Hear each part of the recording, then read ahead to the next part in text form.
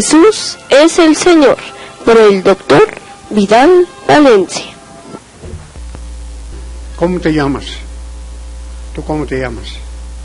¿Tú cómo te llamas? ¿Tú cómo te llamas? Supongo que todos tienen nombre. Si alguien no tiene nombre, levante la mano para bautizar en esta noche. ¿Todos tienen nombre? Sí, ¿verdad, hermana? Todos tenemos nombre. A todos nos fue puesto un nombre. A algunos no nos gusta el nombre que llevamos. Algunos han logrado cambiarse el nombre. Inclusive en México se decretó una ley de imponer algún castigo a aquellos padres que pusieran nombres a sus hijos que fueran servirles de oprobio. Nombres tan raros, porque así se llamaban sus bisabuelos, pero nombres que causan más risa que otra cosa.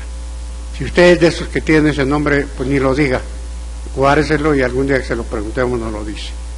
¿Por qué les pusieron a ustedes como les pusieron?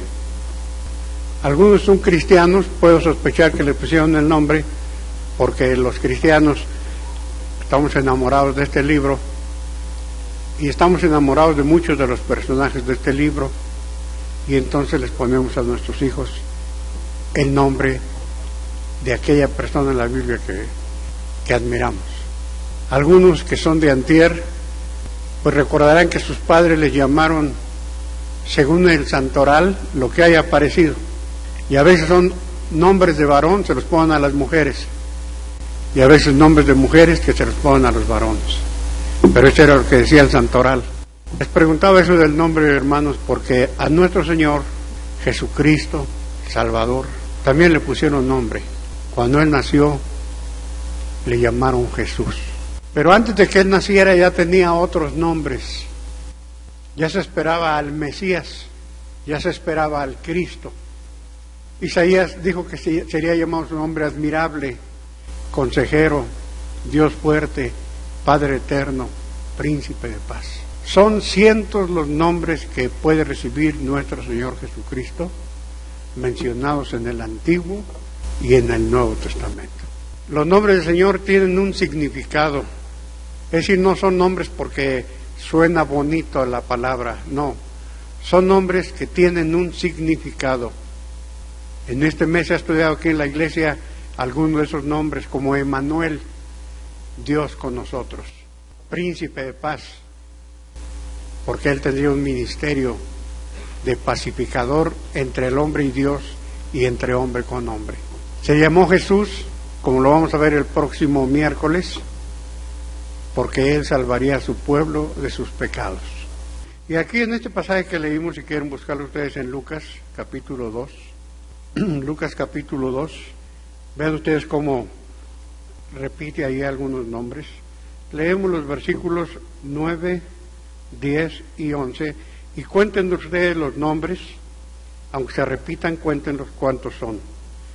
Del 8, 9, 10, 9, 10 y 11, todos juntos. He aquí se les presentó un ángel del Señor, y la gloria del Señor los cercó de resplandor, y tuvieron gran temor.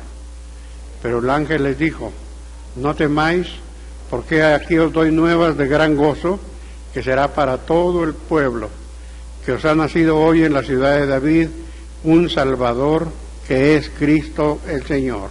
Esto os servirá de señal: hallaréis al niño envuelto en pañales, acostado en un pesebre. Bueno, aquí encontramos varios nombres. Señor, en el versículo 9 vuelve a repetirse Señor. En el versículo 11 se dice Salvador, se le llama Cristo, se le vuelve a decir el Señor. Y en el 12 se le menciona como niño, aunque no es precisamente un nombre. ¿Cuántas veces se encuentra aquí la palabra Señor? En el 9 se encuentra 2 veces, en el 11 se encuentra una vez. El ángel del Señor, la gloria del Señor, Cristo el Señor, 3 veces.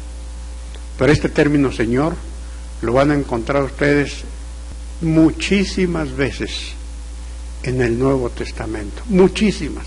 Se menciona por todos los escritores y muchos de los personajes de las Sagradas Escrituras.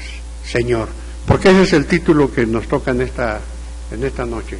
Jesús es el Señor. ¿Qué quiere decir eso de Señor? ¿Por qué se le llama a Cristo Señor y qué significa para nosotros? ¿Y a qué debe movernos ese nombre de Señor? Nosotros comúnmente decimos Señor a una persona casada. Ya es un hombre casado, dile Señor. ¿O no es así? Hay otros que llaman Señor a alguien porque ya está grande. Es un Señor, ya es un Señor. Y nos dirigimos a las personas, aunque las veamos por primera vez, como Señor, porque ya está grande. Tal vez no estamos entendiendo el significado. Si ponemos Señor como un sinónimo de casado, pues no viene. De ninguna parte se puede entender que eso quiere decir Señor. La palabra Señor tiene implicaciones bíblicas. Se usa la palabra en griego Kyrios, que quiere decir Señor. Se usa de vez en cuando alguna otra como Adonai, que quiere decir Señor. Pero el Kyrios es el que más se usa, como aquí se usa el Kyrios. Y esa palabra Kyrios está refiriéndose a una persona, no solamente Jesús, a alguna persona que tiene alguno de estos significados a los que voy a hacer mención en este momento. La palabra Señor indica superioridad. Si uno dice a una persona Señor, es porque uno reconoce que Él es una persona que en algún sentido es nuestro superior. Esa palabra Señor significa también pertenencia. Este es el Señor de la casa.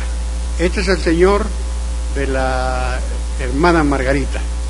En alguna forma es una pertenencia, como la esposa o como los hijos. El Señor de la hacienda, al que le pertenece la hacienda, significa pertenencia. Una vez se dijo en la Biblia que Jesús era el Señor del sábado, porque Él podía hacer lo que quisiera del sábado. Aunque tenía prescripciones que hacer los sábados, Él era el Señor del sábado. El sábado le pertenecía a Él, no Él al sábado. Por eso actuó como actuó. Pertenencia, dueño. La palabra Señor también significa autoridad. Un señor es aquel que tiene autoridad, que tiene señorío, aquel que manda. Eres el Señor. Y oigan lo que diga el Señor. Es palabra que implica autoridad. Como ven ustedes, no es cualquier persona, que porque ya está grande, que porque ya está casado, no. Señor significa superioridad, pertenencia, autoridad. Significa mando. El que manda es el Señor. Y nuestro Señor Jesucristo con ese nombre mandó a los ángeles, mandó que un ángel fuera a ver a Daniel, mandó que un ángel fuera a ver a José, mandó que un ángel fuera a ver a María, mandó que un ángel se le apareciera en sueños a José, porque Él es el Señor de los ángeles, es señorío, Él manda. Cuando en la pasión Él necesitaba un asno, dijo vayan a la aldea que está enfrente, y cuando les diga a alguien que los ve, ustedes están trayendo el asno, díganle, el Señor lo necesita, el Señor lo necesita. No es el hombre casado, porque Jesús ni casado estaba. El Señor, aquel que manda, aparte de ser dueño de todo, es el que manda sobre todas las cosas. Y encontramos en la Biblia varias ocasiones en que se ve que Él es el mandamás y es el dueño. Una vez en la Biblia se dice, Él es el Señor de todo le pertenece a Él. Así como le dijo aquel hombre, el asno lo voy a tomar, no solamente porque yo mando, sino porque el asno es mío. Un señor es un dueño de las cosas, el asno es mío. Y a Balaam hizo que su asno hablara, porque ese asno es de él, y él es el Señor del asno. Y a Elías, que estaba por allá hambriento, le mandó unos cuervos que le dieran de comer, porque eres el Señor de los cuervos. Y una vez a un siervo de un profeta que fue desobediente, le salió un león y se lo comió, porque el Señor, nuestro Dios, es Señor de los leones y los manda. Y una vez mandó unos osos que se comían unos muchachos, porque Él es el Señor de los osos.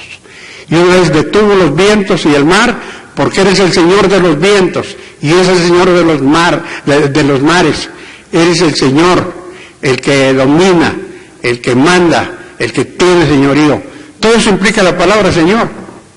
Ahí que ya cuando digamos Señor a cualquier persona, pues digámoslo con las limitaciones, las muchísimas limitaciones que tiene. Pero cuando hablemos del Señor Jesús, hablemos del gran Señor. Y el gran Señor de todos los señores. Él es el Señor de señores.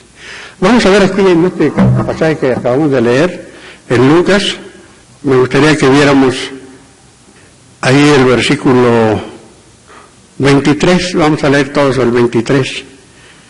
Como está escrito en la ley del Señor, como todo varón que abriere la matriz será llamado santo al Señor. Vamos a ver el 24. Y para ofrecer, conforme a lo que se dice en la ley del Señor, un par de tórtolas o 2 palominos. ¿Ven entonces cómo ella habla de la ley del Señor? Como dice la ley del Señor, como dicen los mandamientos del Señor, como dice el Deuteronomio del Señor, como dice la Sagrada Escritura del Señor. Y nosotros vamos a abrir la palabra de Dios. Y cuando hablamos la palabra del Señor, porque toda la Biblia es palabra del Señor. ¿Cuánta implicación tiene este término? El Señor de la Biblia, el Señor de la palabra. La segunda cosa que vamos a ver es que Él es de todo el universo. Todo el universo es de Él. Todo lo gobierna. Todas las constelaciones. Y eso de que una estrella haya aparecido en el oriente y dirigido a los magos, pues no es ninguna gracia para el Señor. Él lo puede hacer millones de veces, porque Él dirige los astros y dirige los cometas.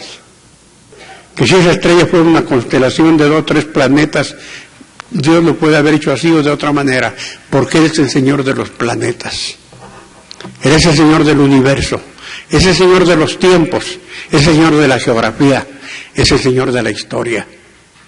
Cuando hablamos de las épocas, pues Él ha sido Señor desde que nació Él, el Señor de la Iglesia, el Señor del tiempo apostólico, el Señor de la época de los padres de la Iglesia, el Señor de los emperadores, el Señor de Constantino, el emperador cristiano, el Señor de la Edad Media, el Señor de la época bizantina, el Señor de la Reforma religiosa del siglo XVI, el Señor de la posreforma, el Señor de la época de los reyes. Él es el Señor de todos, además de que es el Rey de Reyes. No sé hasta dónde nosotros hemos usado la palabra Señor incluyendo todo ese cúmulo de valores, de significado que debe tener la palabra Señor cuando se aplica a nuestro Señor Jesucristo. Precisamente porque mucha gente lo entienden, son lo que son. Y porque muchas veces no lo entienden, son lo que son. Alguna vez recibí una carta de una persona muy importante, muy importante en México, que me decía del libro que escribí, Cómo llegar a Dios, y que le había sido muy útil, y me dijo, yo veo que en su libro usted usa la palabra de nuestro Señor. Y pienso que esa palabra, nuestro Señor, es una palabra tan común, un vocabulario tan estereotipado, tan enmarcado, que las gentes lo van repitiendo, nuestro Señor Jesucristo, nuestro Señor. Y me pregunto hasta dónde la gente está entendiendo cuando dicen nuestro Señor. Y yo dije, bueno, esta persona puede ser que de aquí en adelante cuando diga nuestro Señor, lo diga con la otra tonalidad, con la otra acepción, o con los cientos de acepciones que tiene el nombre del Señor. Este es el Cristo, el Señor. Ahí está en un pesebre, pero Él es el Cristo y es el Señor. Todo lo que hemos dicho y mucho más. El Todopoderoso, el que domina, el que reina, el dueño, el que tiene señorío, el que tiene voz de mando, a quien le pertenecen todas las cosas. Y permítanos hacer una reflexión respecto a ese nuestro Señor. Hay muchas gentes que dicen a Jesús nuestro Señor. Pero fíjense que cuando dicen nuestro Señor, le dan una tonalidad como de que Jesús es mi Señor, pero como una tonalidad de que Jesús es mi sirviente. Jesús es mi mandadero. Si quiero pan, se lo pido a mi Señor. Si quiero aumento de sueldo, se lo pido a mi Señor. Si quiero sanar, se lo pido a mi Señor. Como un mandadero. Tú eres mi Señor, yo soy un propietario. Tú me perteneces. Fíjense en qué forma estoy diciendo mi Señor. Tú eres mi Señor porque tú me perteneces. Y a mi Señor le pido esto y le pido aquello y le pido lo otro. ¿Qué significado le da un cristiano? Cuando un cristiano dice mi Señor, no está pensando, es una propiedad mía para que haga lo que yo le pido y haga lo que yo digo. No, cuando digo mi Señor, estoy hablando mi amo, mi jefe, mi dueño, a quien le pertenece mi corazón, a quien le pertenece mi voluntad, y por quien debo vivir, y a quien debo obedecer. Ese es mi Señor. ¿Por qué me llaman Señor? Señor, Señor. ¿Cuál Señor? Ese no es tu Señor. Si fuera tu Señor, tú harías lo que tu Señor te manda, lo que tu Señor te dice. ¿Cómo termina el sermón del monte, hermanos?